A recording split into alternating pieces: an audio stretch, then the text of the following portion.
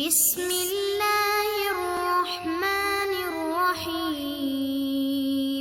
السلام علیکم ورحمۃ اللہ وبرکاتہ۔ امید ہے آپ سب بخیر و عافیت ہوں گے۔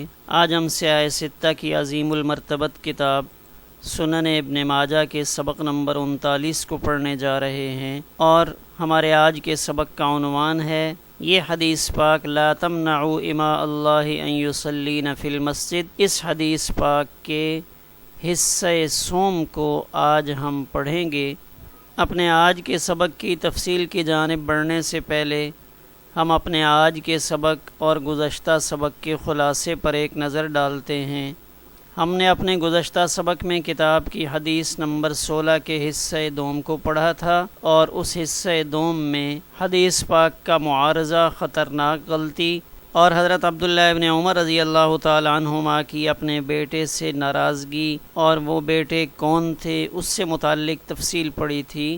اپنے آج کے سبق میں ہم عورتوں کے مسجد میں جانے کی تفصیل اس سے متعلق پڑھیں گے۔ آئیے اپنے آج کے سبق کی تشریح کو شروع کرنے سے پہلے حدیث پاک کی عبارت پر ایک نظر ڈالتے ہیں۔ حدیث پاک کی عبارت یہ ہے: عن ابن عمر رضی اللہ تعالی عنہما ان رسول اللہ صلی اللہ علیہ وآلہ وسلم قال لا تمنعوا اماء اللہ ان یصلین فی المسجد فقال ابن له انا لنمنعهن فغضب غضبا شدیدا وقال احدثك عن رسول اللہ صلی اللہ علیہ وآلہ وسلم تقول انا لنمنعهن۔ تو اس حدیث پاک کا ترجمہ ہم اپنے سبق نمبر 37 میں پڑھ چکے ہیں۔ آئیے اپنے آج کے سبق کی تشریح کی جانب بڑھتے ہیں۔ مباحث حدیث میں تیسری بحث اس حدیث پاک سے حاصل ہونے والے فوائد سے متعلق ہے۔ تو اس حدیث پاک سے حاصل ہونے والا پہلا فائدہ یہ تو وہی ہے جو مصنف رحمہ اللہ تعالی نے عنوان قائم کیا ہے کہ نبی کریم صلی اللہ علیہ وآلہ وسلم کی حدیث پاک کی تعظیم کا واجب ہونا، اور جو حدیث پاک کا معارضہ کرے اس کے ساتھ سخت رویہ رکھنا۔ اور اس کی وجہ یہی ہے کہ سیدنا عبداللہ ابن عمر رضی اللہ تعالی عنہما اپنے بیٹے پر غضبناک ہوئے جب اس بیٹے نے رسول اللہ صلی اللہ علیہ وآلہ وسلم کی حدیث پاک کا ظاہری معارضہ کیا۔ تو گویا کہ پہلا فائدہ اس کا خلاصہ یہ ہوا کہ حدیث پاک کا معارضہ انتہائی خطرناک غلطی ہے۔ دوسرا فائدہ کہ اس میں عورتوں کے مسجد کی طرف جانے کا جواز معلوم ہوتا ہے تاکہ وہ باجماعت نماز ادا کریں، اس لیے کہ اگر یہ ممنوع ہوتا تو مردوں کو یہ حکم نہ دیا جاتا کہ جب وہ مردوں سے مسجد میں جانے کی اجازت مانگیں تو مرد انہیں اجازت نہ دیں، یعنی مردوں کو حکم دیا گیا کہ جب وہ تم سے اجازت مانگیں تو ان کو اجازت دے دو۔ اس سے ان حضرات نے استدلال کیا جو عورتوں کے مسجد میں جا کر نماز باجماعت ادا کرنے کے جواز کے قائل ہیں، لیکن انہوں نے بھی یہی بات فرمائی کہ عورتوں کا مسجد میں جانا شرائط کے ساتھ مقید ہوگا۔ یہاں شارح نے علماء کے مختلف اقوال ان کی طرف اشارہ کیا۔ اس بات میں علماء کا اختلاف ہے کہ عورتیں باجماعت نماز کی ادائیگی کے لیے مسجد میں حاضر ہوں کہ یہ مندوب ہے یا صرف مباح ہے۔ محمد ابن جریر الطبری ان کی رائے یہ ہے کہ عورتوں کا مسجد کی طرف نکلنا یہ صرف مباح ہے، مستحب بھی نہیں ہے اور فرض بھی نہیں ہے۔ اور بعض اہل علم نے نوجوان اور بوڑھی عورت کے اندر فرق کیا۔ تو شارح بھی یہی فرماتے ہیں کہ اباحت کا قول راجح ہے، کیونکہ دوسری جگہ نبی کریم صلی اللہ علیہ وسلم کا یہ فرمان جو امام ابو داود رحمہ اللہ تعالی نے نقل کیا ہے وَبُيُوتُهُنَّ خَيْرٌ لَهُنَّ، کہ عورتوں کے لیے ان کے گھر زیادہ بہتر ہیں۔ تیسرا فائدہ اس حدیث پاک سے یہ حاصل ہوتا ہے کہ شوہر کو اس بات کا حکم دیا گیا ہے کہ وہ اپنی بیوی کو اس بات سے منع نہ کرے کہ وہ مسجد میں جا کر نماز ادا کرے، اور یہ اس وقت ہے جب وہ مسجد میں جانے کی اجازت مانگے، اور اس کے ساتھ ساتھ وہ شرائط کو بھی پورا کرے۔ امام ابن دقیق العید وہ فرماتے ہیں کہ حدیث عورتوں سے متعلق عام ہے، لیکن فقہا نے اس کو کچھ شرائط کے ساتھ اور حالات کے ساتھ خاص کیا ہے۔ ان شرطوں میں سے ایک شرط یہ ہے کہ وہ خوشبو استعمال نہ کریں، اور اس شرط کا تذکرہ حدیث پاک میں موجود ہے۔ بعض روایات میں وَلْيَخْرُجْنَ تَفِلَاتٌ ان کے الفاظ ہیں، جبکہ ایک روایت میں اِذَا شَهِدَتْ إِحْدَاكُنَّ الْمَسْجِدَ فَلَا تَمُسَّ طِيبًا یہ الفاظ بھی موجود ہیں، اور ایک روایت میں عورتوں کی نماز کے لیے رات کا تذکرہ بھی ہے، اذا شہدت احداکن العشاء کہ جب تم میں سے کوئی عورت عشاء کی نماز کے لیے حاضر ہو تو وہ اس رات میں خوشبو استعمال نہ کرے، یعنی خوشبو استعمال نہ کی ہو تو پھر مسجد میں آ جائے۔ اب خوشبو کے ساتھ شارح کہتے ہیں ان چیزوں کو بھی ملا لیا جائے گا جو خوشبو جیسا کام کرتی ہیں، جیسے موجودہ دور میں خواتین کی زیب و زینت کے لیے جتنی اشیاء بنی ہوئی ہیں ان سب میں عموماً خوشبو ہوتی ہے۔ خوشبو سے منع کیا گیا کہ اس میں مردوں کے متوجہ ہونے کا خدشہ موجود ہے، اور ایک روایت میں نبی کریم صلی اللہ علیہ وسلم سے الفاظ منقول ہیں، ایما امرأۃ اصابت بخورا فلا تشہد معنا العشاء الآخرہ۔ امام مسلم رحمہ اللہ تعالیٰ نے اس کو نقل فرمایا۔ بعض اہل علم نے یہاں یہ بات بھی نقل کی کہ ایسی عورت جس کا حسن مشہور ہو اس کو مسجد میں جانے سے منع کرنا یہ جائز ہے، تو شارح فرماتے ہیں کہ یہ بات بھی صحیح نہیں ہے، اس لیے کہ نص تو عام ہے، اور یہاں اپنی اس بات کی تائید کے لیے شارح یہ فرماتے ہیں کہ دیکھیں امام ترمذی اور امام نسائی نے حضرت عبداللہ ابن عباس رضی اللہ تعالی عنہما سے یہ روایت نقل کی ہے کہ ایک خاتون نبی کریم صلی اللہ علیہ وآلہ وسلم کے پیچھے نماز پڑھا کرتی تھیں، اور وہ اس وقت کی خواتین میں سے حسنہ تھیں۔ تو اب ایسا ہوتا تھا کہ کچھ حضرات اگلی صفوں میں آنے کی کوشش کرتے تھے تاکہ وہ پہلی صف میں رہیں اور ان خاتون پہ ان کی نظر نہ پڑے، بعض پیچھے رہتے تھے تاکہ وہ آخری صف میں ہوں تو وہ ان خاتون پر نظر ڈال سکیں جب رکوع میں جائیں۔ تو اللہ تعالیٰ نے یہ آیت نازل فرمائی، وَلَقَدْ عَلِمْنَا الْمُسْتَقْدِمِينَ مِنْكُمْ وَلَقَدْ عَلِمْنَا الْمُسْتَأْخِرِينَ۔ تو شارح فرماتے ہیں کہ اس روایت کو ذکر کرنے کا مقصد یہ ہے کہ اگر کوئی خاتون جمیلہ بھی ہو تب بھی وہ مسجد میں نماز کے لیے حاضر ہو سکتی ہے، اس کو اس سے منع نہیں کیا جائے گا، اگرچہ ان لوگوں کی مذمت کی جائے گی جو اس خاتون پر نظر ڈالنے کا مذموم ارادہ رکھتے ہوں، یعنی عورت کو نہیں روکیں گے، ان مردوں کو منع کیا جائے گا۔ چوتھا فائدہ اس حدیث پاک سے حاصل ہوا کہ عورتوں کے لیے جماعت کی نماز میں شریک ہونا جائز ہے، اگرچہ ان کی نماز گھروں کے اندر افضل ہے، جیسا کہ امام ابو داؤد رحمہ اللہ تعالی نے یہ روایت نقل کی، وَبُيُوتُهُنَّ خَيْرٌ لَهُنَّ۔ اور اس سے یہ فائدہ بھی حاصل ہوتا ہے کہ مرد کے لیے یہ جائز ہے کہ وہ عورتوں کو اس بات سے منع کرے کہ آپ نے بغیر اجازت نہیں جانا، یعنی اگر جانا ہو تو اجازت لے کر جانا ہے۔ چھٹا فائدہ یہ حاصل ہوتا ہے کہ حضرت عبداللہ ابن عمر رضی اللہ تعالی عنہما نے جو اپنے بیٹے پر نکیر کی ہے اس کو ادب سکھانے کی غرض سے، تو یہاں سے یہ بات سمجھ میں آتی ہے کہ ایسا شخص جو سنت کے مقابلے میں اپنی رائے پیش کرے اور اپنی خواہش کا اظہار کرے اس کو ڈانٹ ڈپٹ کی جائے گی، اور اس کو اس بات کی اجازت نہیں دی جائے گی کہ وہ سنت کے مقابلے میں اپنی رائے کو پیش کرے۔ ساتواں فائدہ یہ حاصل ہوا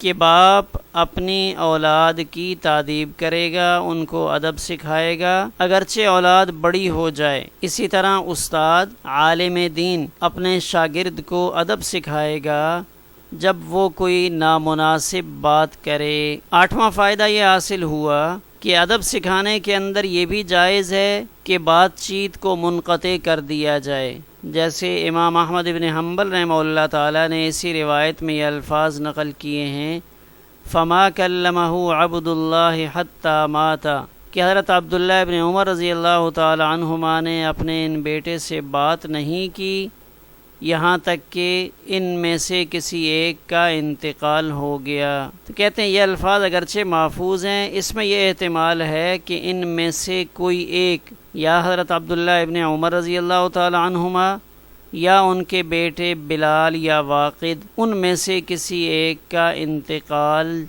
جلدی ہی ہو گیا ہو۔ تو یہ حدیث پاک سے حاصل ہونے والے فوائد تھے جن کو ہم نے تفصیل کے ساتھ پڑھا۔ یہاں اس صفحے پر ہم اس حدیث پاک کی مختصر تشریح مرشد ذوی الحجہ والحاجہ کے حوالے سے دیکھ لیتے ہیں۔ لا تمنعوا ایھا الازواج، کہ اے شوہرو منع نہ کرو۔ تو یہاں شوہر بھی مخاطب ہو سکتے ہیں یا کل من یلی امرہن، جو بھی عورتوں کا نگران ذمہ دار ہو وہ بھی یہاں مراد ہو سکتا ہے۔ اما اللہ سے مراد النساء ہے۔ اذا استاذنکم، کہ جب وہ آپ سے اجازت طلب کریں اس بات کی کہ وہ مسجد میں نماز پڑھنے کے لیے جائیں، تو مسجد بھی ہو سکتی ہے، اسی طرح مسجد کے علاوہ اگر کہیں اور جماعت کا انتظام ہے اور وہاں خواتین جانا چاہیں اور وہاں فتنے کا خوف نہ ہو تو ان کو اجازت دینی چاہیے۔ تو حضرت عبداللہ ابن عمر رضی اللہ تعالیٰ عنہما کے بیٹے نے آگے سے کہا، تو شارح فرماتے ہیں اس بیٹے کا نام بلال ہے۔ انا یعنی نحنو، ہم ان کو منع کریں گے، کس بات سے؟ مساجد کی حاضری سے اور باجماعت نماز کی حاضری سے۔ کیوں منع کریں گے؟ خوفاً علیہن، کہ ان کے معاملے میں ہمیں اطمینان نہیں ہے۔ فقال سالم، تو جو راوی حضرت سالم ہیں وہ کہتے ہیں کہ بیٹے کی یہ بات سن کر حضرت عبداللہ ابن عمر رضی اللہ تعالی عنہما اپنے اس بیٹے پر بہت زیادہ غصے ہوئے، کیونکہ بیٹے نے حدیث پاک کا معارضہ کیا تھا، اور حضرت عبداللہ ابن عمر رضی اللہ تعالی عنہما نے اپنے اس بیٹے سے کہا، احدثک انا حدیثا، کہ میں رسول اللہ صلی اللہ علیہ وآلہ وسلم کی حدیث تمہیں سنا رہا ہوں، وتقول، اور تم آگے سے یہ کہتے ہو انا لنمنعہن۔ اس پر انہوں نے بہت برا بھلا کہا، اور یہاں تک روایات میں موجود ہے وقطع الکلام معہ الی ان مات، کہ پھر اس بیٹے سے بات نہیں کی یہاں تک کہ فریقین میں سے کسی ایک کا انتقال ہو گیا۔ اس حدیث پاک کا درجہ کیا ہے؟ یہ حدیث پاک صحیح ہے، اس کی سند کے صحیح ہونے کی وجہ سے۔ اس حدیث پاک کے یعنی حدیث نمبر 16 کے اہم نکات، پہلا نقطہ یہ ہے کہ حدیث پاک کا معارضہ ہر حال میں خطرناک ہے۔ دوسرا اہم نقطہ یہ ہے کہ ترک کلام معقول وجہ سے 3 دن تک جائز ہے۔ تیسرا اہم نقطہ یہ ہے کہ عورتوں کا مسجد جانا شرائط کے ساتھ مقید ہوگا، عورتوں کے مسجد میں جانے کی اجازت بالکلیہ طور پہ مطلق نہ ہوگی۔ اب ہم اس مسئلہ کی تفصیل پر ایک نظر ڈالتے ہیں کہ عورتوں کا مسجد میں جانا، اس سے متعلق ذخیرہ حدیث میں کس قسم کی روایات موجود ہیں۔ تو شراح حدیث نے جب عورتوں کے مسجد میں جا کر نماز ادا کرنے سے متعلق روایات کو دیکھا تو انہیں احادیث میں 5 قسم کی روایات ملی۔ پہلی قسم کی روایات خروج النساء الی المساجد، یہ روایات صحیحین میں موجود ہیں، اور ان روایات میں مطلق اجازت ہے کہ عورتیں مسجد میں جا کر نماز ادا کریں۔ پھر جب تھوڑا سا آگے چل کر دیکھتے ہیں تو خروج النساء الی المساجد باللیل والغلس، کہ عورتوں کو مسجد میں جانے کی اجازت کا تذکرہ تو موجود ہے، لیکن وہ اجازت رات کے وقت اندھیرے کے ساتھ خاص ہے۔ یہ روایت بخاری شریف میں کتاب الاذان کے اندر موجود ہے۔ تو اس کا نتیجہ کیا ہے کہ رات کی قید کے ساتھ اجازت ہے، دن میں نہیں بلکہ رات کی اندھیرے والی جو نمازیں ہیں ان میں خواتین جا سکتی ہیں۔ تیسری قسم کی روایات جو ہمیں عورتوں کی نماز سے متعلق ملتی ہیں تو ان میں اصابت بخوراً کا تذکرہ ہے کہ جس عورت نے زیب و زینت کی خوشبو استعمال کی تو وہ مسجد میں ہمارے ساتھ نماز کے لیے حاضر نہ ہو۔ یہ روایت بھی صحیحین میں سنن النسائی میں بھی موجود ہے۔ تو اس کا نتیجہ کہ زیب و زینت اور خوشبو استعمال نہ کریں، یعنی مسجد میں جانا شرائط کے ساتھ مقید ہوگا۔ چوتھی قسم کی روایات پر جب ہم نظر ڈالتے ہیں تو اس میں یہ پتہ چلتا ہے کہ عورت کا گھر میں نماز پڑھنا افضل ہے، اور گھر کے اندر نماز پڑھنے میں عورت کا اپنے حجرے میں نماز پڑھنا کمرے میں نماز پڑھنے کے مقابلے میں زیادہ افضل ہے، یعنی جتنا پردے کے اندر نماز پڑھے گی اس کا اجر و ثواب زیادہ ہوگا۔ تو اس روایت سے یہ معلوم ہوتا ہے کہ مسجد کے مقابلے میں گھر کی نماز افضل ہے۔ پانچویں قسم کی روایت جو بخاری اور مسلم دونوں میں موجود ہے، اور ام المومنین سیدہ عائشہ صدیقہ رضی اللہ تعالی عنہا اس روایت کی راویہ ہیں، جس میں یہ تذکرہ ہے کہ اگر اللہ کے پیارے پیغمبر عورتوں کے ان احوال کو دیکھتے جو احوال ام المومنین کی زندگی میں عورتوں کے ہو چکے تھے، تو آپ خواتین کو مسجد میں آنے سے منع فرما دیتے۔ لمنعہن المساجد کما منعت نساء بنی اسرائیل، جیسے بنی اسرائیل کی عورتوں کو مساجد میں آنے سے منع کیا گیا تھا، تو اگر اللہ کے پیارے پیغمبر حضرت محمد الرسول اللہ صلی اللہ علیہ وآلہ وسلم عورتوں کے ان بدلتے ہوئے احوال کو دیکھتے تو شاید آپ بھی عورتوں پر پابندی لگا دیتے۔ ام المومنین سیدہ عائشہ صدیقہ رضی اللہ تعالی عنہا کا انتقال سن 58 ہجری میں ہوا ہے۔ نبی کریم صلی اللہ علیہ وآلہ وسلم نے سن 11 ہجری میں اس دنیا سے سفر آخرت فرمایا۔ تو اتنے قلیل عرصہ میں ام المومنین یہ بات ذکر کر رہی ہیں کہ عورتوں کے احوال میں تغیر آ چکا ہے۔ تو ہم تو کئی صدیوں کے بعد آنے والے زمانے میں موجود ہیں، 13 صدیاں اس کو گزر چکی ہیں، تو یقیناً احوال کے اندر زیادہ تغیر آ چکا ہے۔ تو بہرحال عورتوں کی جماعت کی نماز میں شرکت سے متعلق صرف ایک قسم کی روایات کو نہیں لینا چاہیے، بلکہ ان پانچوں کو دیکھ کر فیصلہ کرنا چاہیے۔ تو موجودہ دور میں بھی بعض اہل علم مطلقاً عورت کے مسجد میں جانے کی اجازت کے قائل ہیں، اور وہ کسی قسم کی شرط کو عمومی طور پہ عائد نہیں کرتے، لیکن بہت سارے اہل علم فتنے کے خوف سے عورت کے گھر میں نماز پڑھنے کو ہی بہتر قرار دیتے ہیں، بعض شرائط کے ساتھ مقید کر کے اجازت دیتے ہیں، بعض صرف بوڑھی عورتوں کے لیے اجازت کے قائل ہیں۔ تو بہرحال احادیث کا خلاصہ آپ کے سامنے ذکر کر دیا ہے، اس سے دیکھ کر مزید آپ فیصلہ کر سکتے ہیں۔ اپنے اس سبق سے متعلق تمرینی سوالات۔ پہلا سوال، حضرت عبداللہ ابن عمر رضی اللہ تعالی عنہما کے کون سے بیٹے نے معارضہ کیا؟ دوسرا سوال، کیا عورتوں کے مسجد جانے کو کسی شرط کے ساتھ معلق کریں گے یا مطلق رکھیں گے؟